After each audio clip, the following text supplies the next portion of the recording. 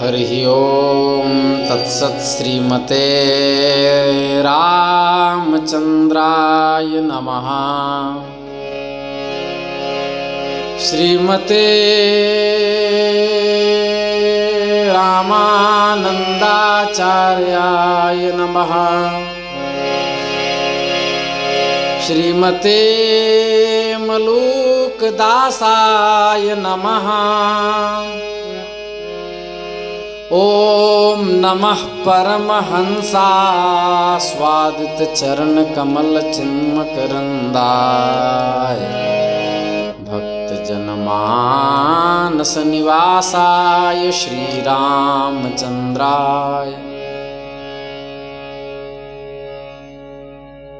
वागीशायस्य वदने लक्ष्मीर्यस्य च वक्षसि यस्यास्ते हृदये संवित्तं नृसिंहं भजे। शंकरं शंकराचार्यं केशवं बादरायणं सूत्रभाष्यकृतौ वन्दे भगवन्तौ पुनः पुनः। सीतानाथ समारंभां श्रीरामानन्दार्य मध्यमाम् अस्मदाचार्य पर्यन्तां वन्दे गुरुपरम्पराम्। भक्त भक्ति भगवंत गुरु चतुर्नाम वपुए इनके पद वंदन किए नाशहि विघ्न अनेक। संत सरल चित जगत हिता जानि सुभाव सनेहु। बाल विनय सुनि करि कृपा रामचरण रति देहु।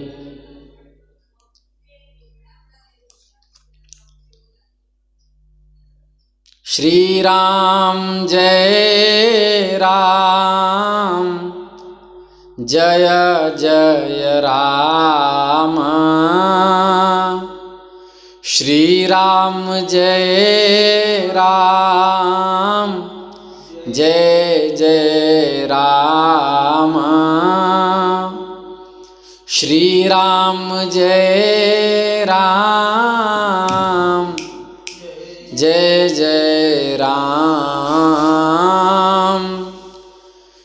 श्री राम जय राम जय जय राम। श्री वृंदावन बिहारी लाल की जय। नमः पार्वती पतये हर हर महादेव। हरिशरणम।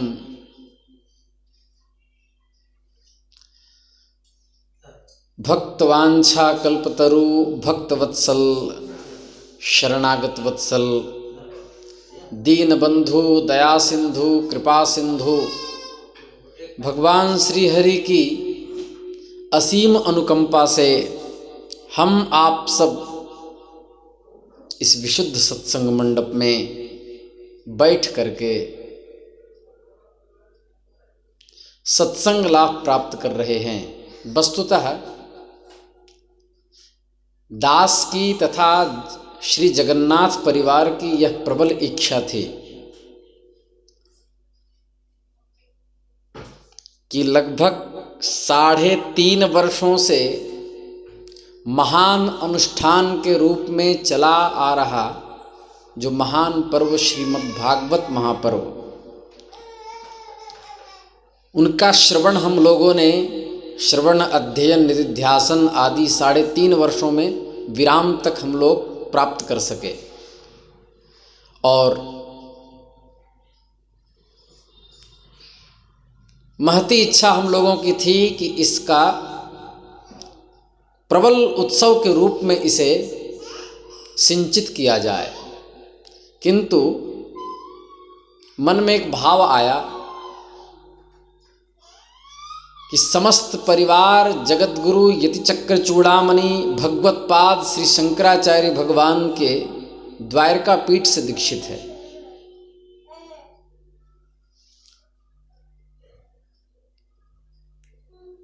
जो पूज्य महानुभाव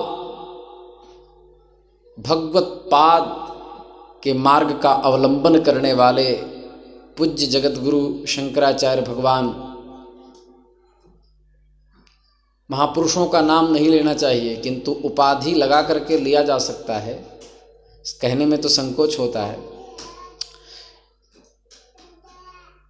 प्रकांड विद्वान वेदांत वेत्ता जगतगुरु श्री स्वरूपानंद सरस्वती जी महाराज जी के समस्त परिवार शरणागत हैं, जिनका अभी कुछ ही दिन पहले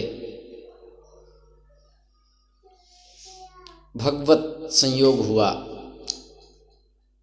ऐसे महापुरुष से दीक्षित होकर के और हम आचार्य महानुभाव के प्रसंग को न जाने तो भागवत अधूरी रह जाएगी, क्योंकि भागवत का दो अर्थ है। भगवान च भगवती च इति भगवन्तौ तौ अधिकृत्य कृतः ग्रंथः भागवतम, अर्थात भगवान श्री हरि और भगवती श्री राधा को केंद्रित करके लिखा गया जो ग्रंथ वह भागवत, तो यह भगवत तत्व के रूप में हुआ। लेकिन भागवत का एक और अर्थ है, भगवतः इदं भागवतम और भगवतः अयम भागवतः। तो भागवत का अर्थ भगवान का यह क्या, भगवान के कौन हैं, प्राण प्यारे भक्त हैं। तो जब पुलिंग में करेंगे तो भगवतः अयम भागवतः, तो भगवान के प्राण प्यारे जो भक्त हैं उनके चरित्र को भी भागवत कहा जाता है। तो इसलिए अभी भगवान का चरित्र हम लोग श्रवण कर लिए और सिद्ध सिद्ध भक्तों का श्रवण कर लिए। कलयुग के महानायक भगवान धुर्जटी शंभु के अवतार, समस्त भारतवर्ष को सन्यास में पिरोने वाले महापुरुष, जिनका जीवन, जिनका व्यक्तित्व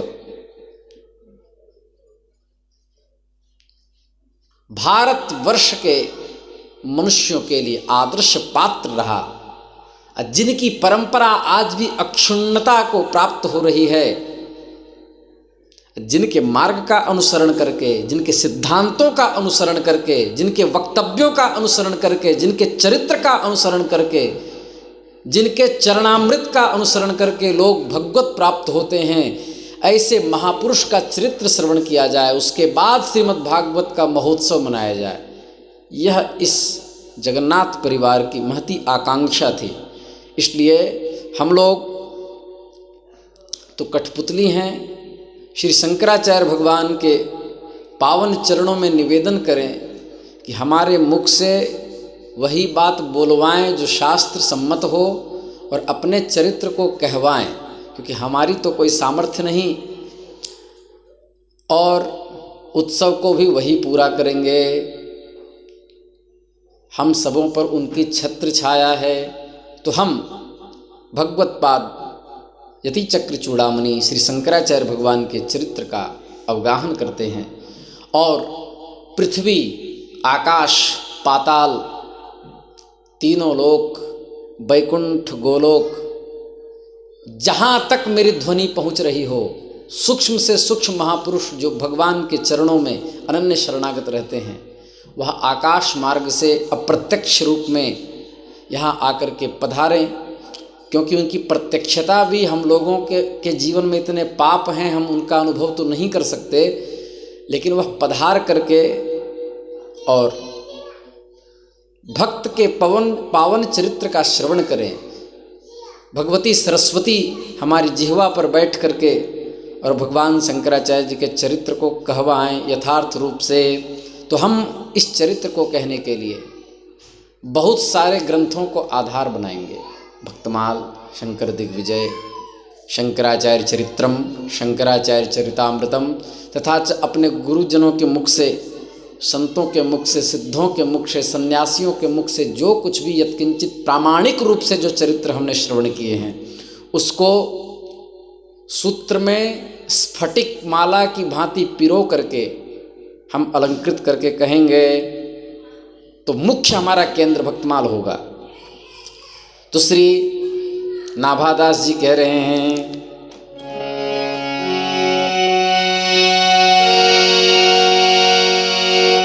कलयुग धर्म पालक प्रगट, आचार्य शंकर सुभट। कलयुग धर्म पालक प्रगट, आचार्य शंकर सुभट। ये कैसे थे? उच्छृंखल अज्ञान जीते अन ईश्वरवादी, बौद्ध कुतर की जैन और पाखंड ही आदि।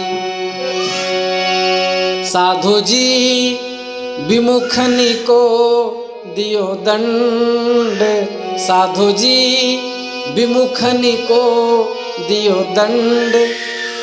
ऐची सन मार्ग आने, ऐची सन मार्ग आने। साधु जी सदाचार की सीव, साधु जी सदाचार की सीव। विश्व की रति बखाने, विश्व की रति बखाने। ईश्वरांश अवतार मही, मर्यादा मांडी अघट। कलयुग धर्म पालक प्रगट, आचार्य शंकर सुभट। बोलिए यति चक्र चूड़ामणि श्री शंकराचार्य भगवान की जय।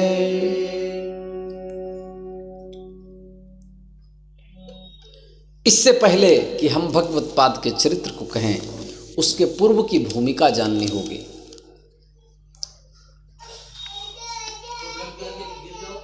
हम सभी जानते हैं कि वेद अनादि हैं। वैदिक धर्म, वेद प्रतिपादित वैदिक धर्म भी अनादि है,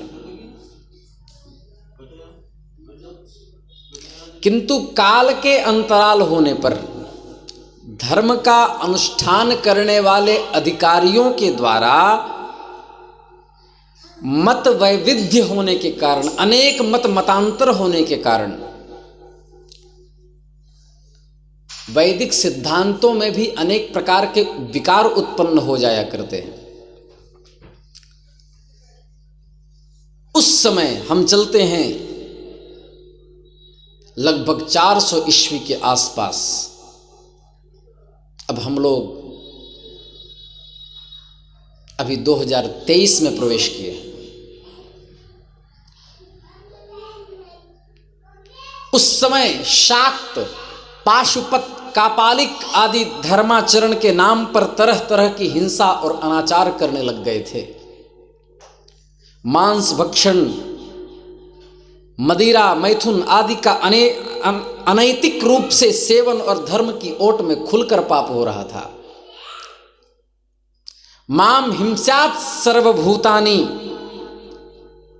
माम हिंस्यात् सर्वभूतानि आदि ये वैदिक सिद्धांतों को लोग तिलांजलि दे दिए थे कि किसी की हिंसा मत करो।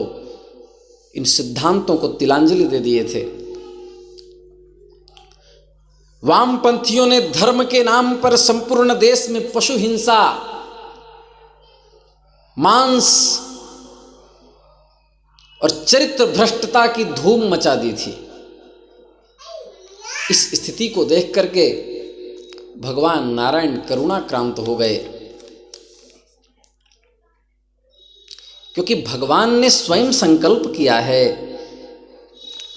क्षिपामि अजस्रम अशुमाना सुरिष्वेव योनिषु, कि मैं जो आसुरी योनि को प्राप्त हो रहे हैं, आसुर कर्म से ग्रस्त हैं, उस आसुरी वृत्ति को नष्ट करने के लिए मैं उद्यत होता हूँ, अवतार लेता हूँ। यदा यदा हि धर्मस्य ग्लानिर्भवति भारत अभ्युत्थानमधर्मस्य तदात्मानं सृजाम्यहं संरक्षणाय साधूनां विनाशाय च दुष्कृतां धर्म संस्थापनार्थाय संभवामि युगे युगे। उन्हीं आसुरी योनियों में निरंतर प्रक्षिप्त करने के लिए, पापियों को पथभ्रष्ट करके और उसको सनातन धर्म की ओर अवलंबित करने के लिए भगवान नारायण ही महात्मा श्री गौतम बुद्ध के रूप में अवतार लिए।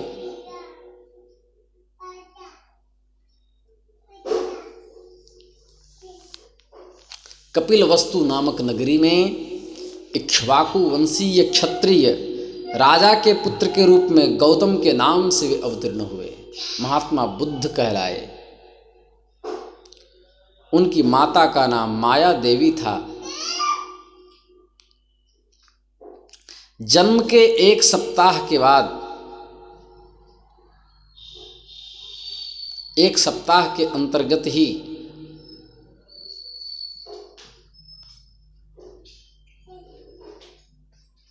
गौतम की मां की मृत्यु हो गई।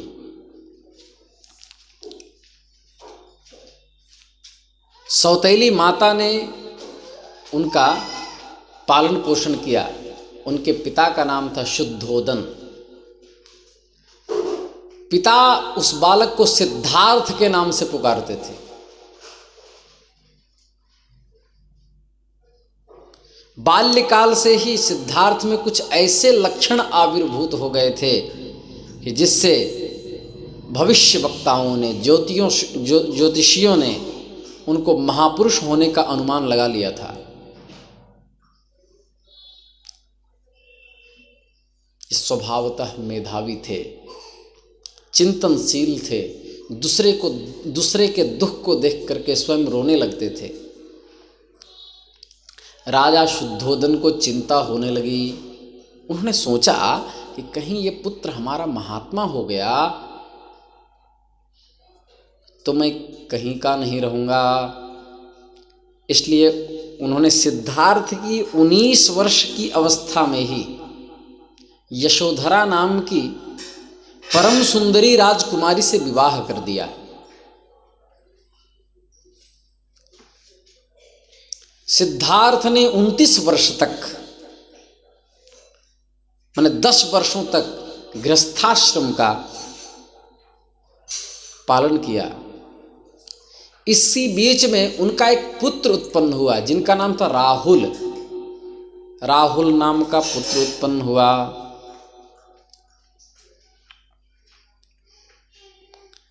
इसके पश्चात संपूर्ण राज्य वैभव को परीक्षलोकान कर्मचित्तान ब्राह्मणों निर्वेद मायात नास्ति कृतः कृतेन इत्यादि श्रुति के अनुसार सब कुछ छोड़ करके सिद्धार्थ घर से निकल गए।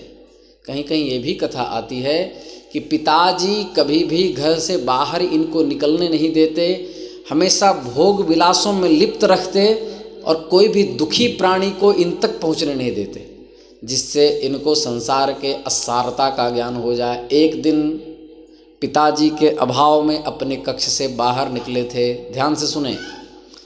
उन्होंने एक लाश को जाते देखा। सब लोग कहते राम नाम सत्य है, राम नाम सत्य है, राम नाम सत्य है। उन्होंने पूछा भैया ये क्या है, इसको लिटा करके क्यों ले जा रहे हैं लोग? कहा हे सिद्धार्थ, हे राजकुमार, ये व्यक्ति मर गया है। बोले मृत्यु क्या होती है? बोले आदमी फिर आता नहीं है। देहातियों ने थोड़े अपनी भाषा में बता दिया। अब वो सोचने लगे कि हम भी मर जाएंगे, सबकी मृत्यु होती है। बस इससे वैराग्य हो गया। अरवल, बिहार प्रदेश में स्थित अरवल नामक वन में 39 दिनों तक कठोर तपस्या की, जिससे उन्हें बुद्धि तत्व का साक्षात्कार हो गया और बुद्धि तत्व को ही आत्मा मान करके संतुष्ट हो गए। बुद्धि को ही आत्मा मानने के कारण इनका नाम बुद्धदेव पड़ा।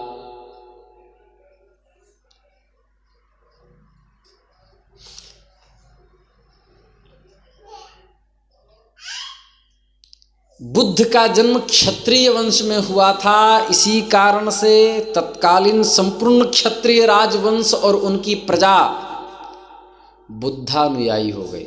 यहां तक कि चाणक्य के शिष्य सम्राट अशोक ने भी बौद्ध धर्म को अपना लिया था।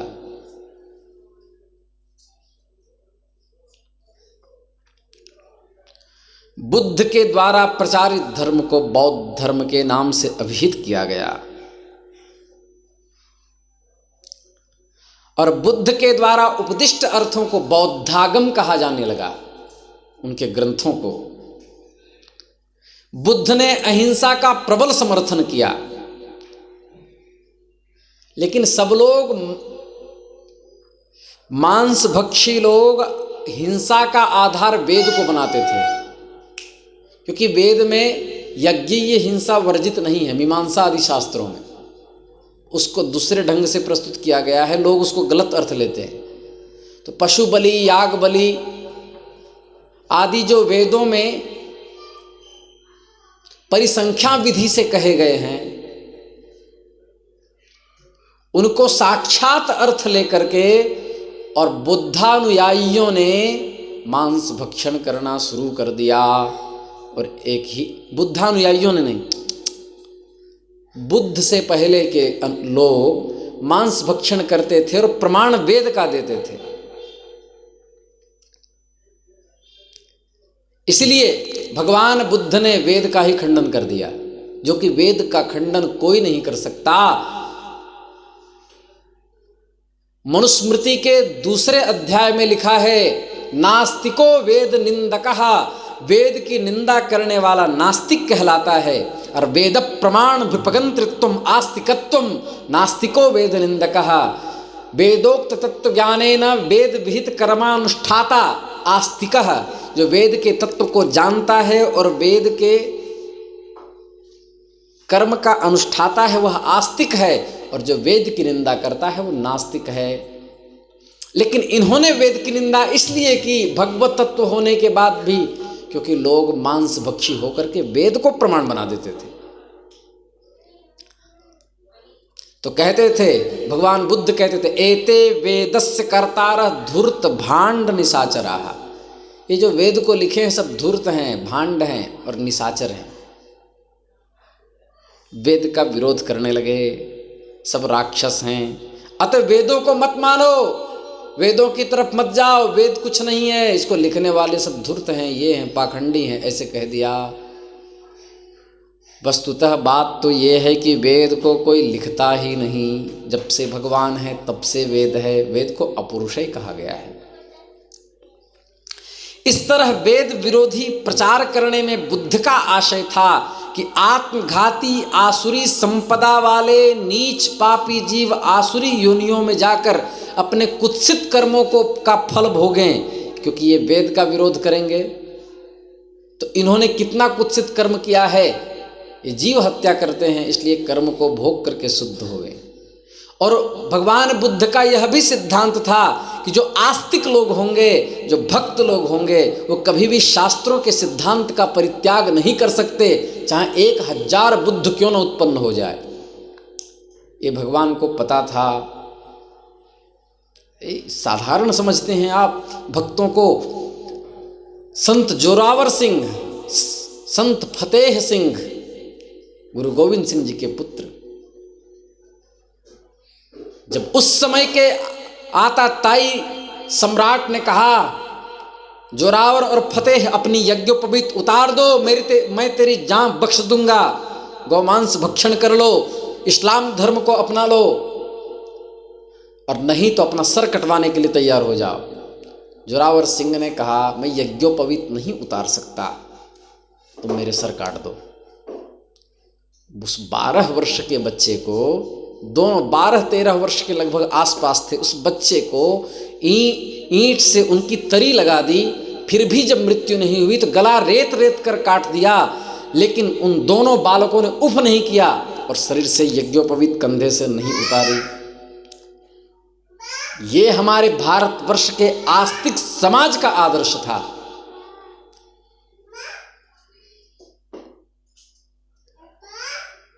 इसलिए भगवान जानते थे कि आस्तिक सन्मार्गावलंबी तो कभी भी शास्त्रों के सिद्धांत का परित्याग नहीं कर सकते, क्योंकि वे जानते हैं कि परमात्मा शास्त्र योनि है, मनुष्य मातृ योनि है।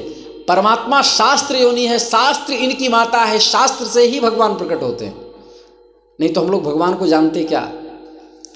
इसलिए ब्रह्मसूत्र के प्रथम अध्याय के 113वें सूत्र में लिखा है, शास्त्र योनित्वात् सूत्र है। परमात्मा में एकमात्र प्रमाण शास्त्र वेद ही है। शास्त्रा व्यतिरिक्त किसी भी दूसरे साधन से ईश्वर की सिद्धि अविचाल्य नहीं हो सकती। तो भगवान बुद्ध के इस उपदेश से जो जो भगवान बुद्ध के सिद्धांतासक्त थे, भगवान बुद्ध में आसक्त थे, उन लोगों ने वेदों को मानना छोड़ दिया, हिंसा करना छोड़ दिया, क्योंकि भगवान बुद्ध कहते थे अहिंसा ही परम धर्म है। इसमें क्या प्रमाण है? बोलते मैं प्रमाण हूँ, क्योंकि मैं अहिंसा परमो धर्म सिद्धांत को मानता हूँ, इसलिए मैं बुद्धि तत्व को, बौद्धत्व को उपलब्ध हुआ। तुम भी मानो, तुम भी मेरे जैसे हो जाओगे।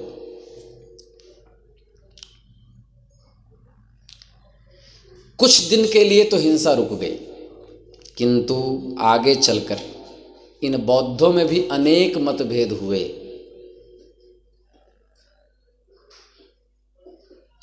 बौद्ध भिक्षुओं ने समाज में अहिंसा पद की व्याख्या क्या की? ध्यान से सुनो।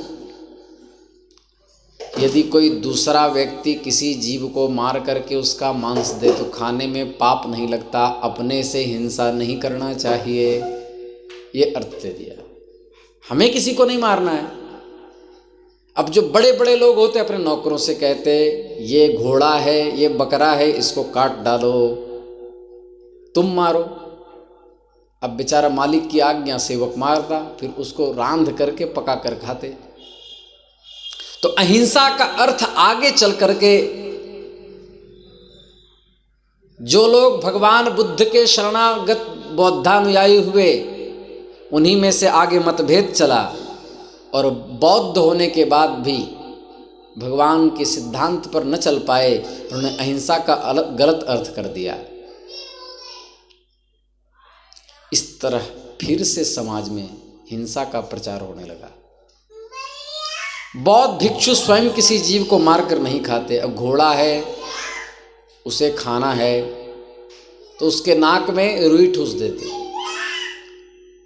कोई रुई ठूस देता, श्वास रुक जाती, बेचारा छटपटा करके मर जाता, मुख उसका बांध देते। जब मर जाता, जब पूरा उसका सब क्रियाक्रम हो जाता, तो केवल जो बड़े लोग होते वो खाने बैठ जाते।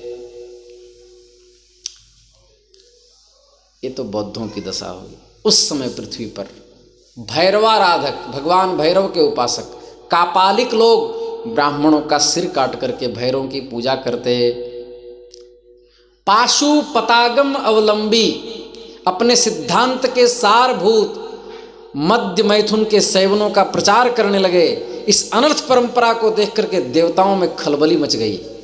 देवताओं ने सोचा कि शास्त्र ही जीवों का परम कल्याणकारी है। शास्त्र विरोधियों के वैपुल्य के कारण कहीं शास्त्र ही समाप्त न हो जाए, शास्त्रों को कोई मानेगा ही नहीं। अब क्या किया जाए? यदि वैदिक धर्म की सुरक्षा नहीं हुई तो महान अनर्थ हो जाएगा, क्योंकि ब्राह्मण की हत्या हो रही थी।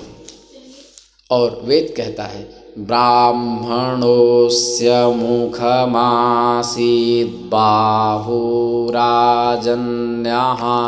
क्रेताः ऊरू तदस्य जद्वैश्याः पद्भ्यागुंशूद्रो अजायत। ब्राह्मण भगवान विराट पुरुष के मुख हैं।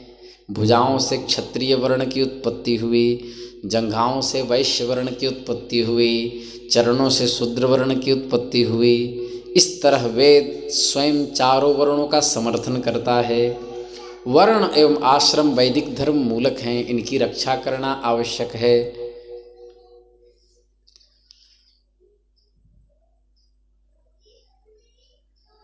कोई न तो संध्या वंदन करता था, न गायत्री मंत्र का जप करता था, न तो कोई संन्यास ग्रहण करता था। सबके सब पाखंडी हो गए।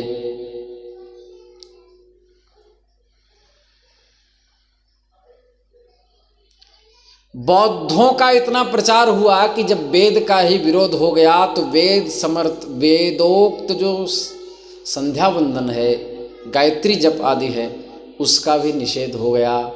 देवता सब सोचने लगे इन कर्मों से अब किसी की इन कर्मों में प्रवृत्ति नहीं होती है,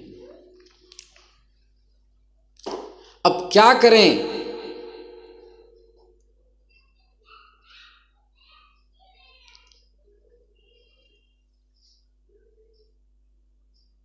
अपौरुषेय होने के कारण जो सदा सुनी ही जाती है श्रुति कहलाती है, श्रुति सब वेद वाणी की सूचिका है, अब उसको लोग कोई मानते नहीं।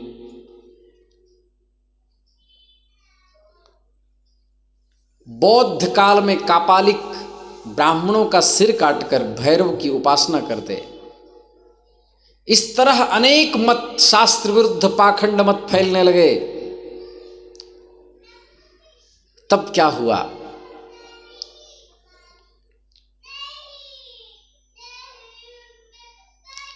दुष्टाचरण का विनाश करने के लिए, धर्म की अच्छी तरह से स्थापना करने के लिए, ब्रह्मसूत्र के तात्पर्य का निर्णय करने वाले भाष्य की रचना के लिए, अज्ञान मूलक भेदवाद रूपी अंधकार को भगवान विष्णु की 4 भुजाओं के समान अपने 4 शिष्यों के साथ विनष्ट करने के लिए पृथ्वी पर भगवान शंकर ने यतीश्वर शंकराचार्य के रूप में अवतार लिया। देवता सब भगवान धुर्जटी शंभु के शरणागत हुए। भगवान शंकर ने स्वयं अपने मुख से कहा कि मैं अवतार लूंगा।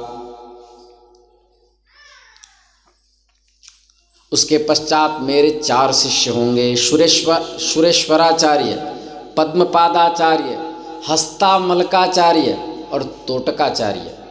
ये 4 मेरे शिष्य होंगे। आचार्य शंकर ने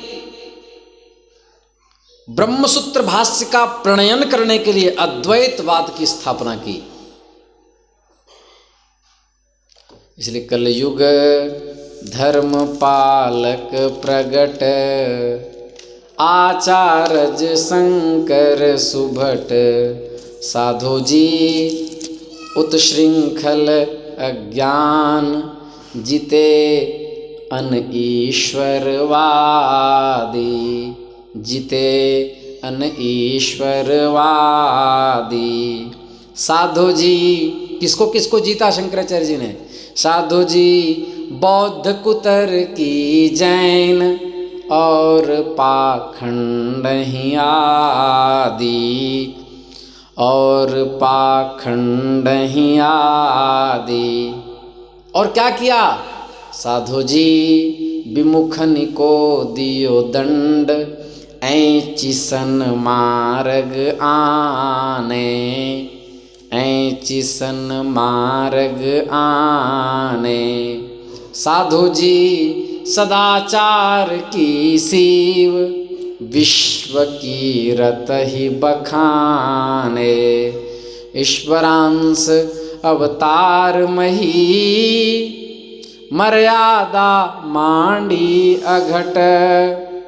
कलयुग धर्म पालक प्रगट, आचार्य शंकर सुभट।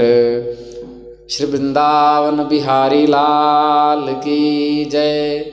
जगत गुरु यतीश्वर यति चक्र चूड़ामणि श्री शंकराचार्य भगवान की जय। नमः पार्वती पतये हर हर महादेव।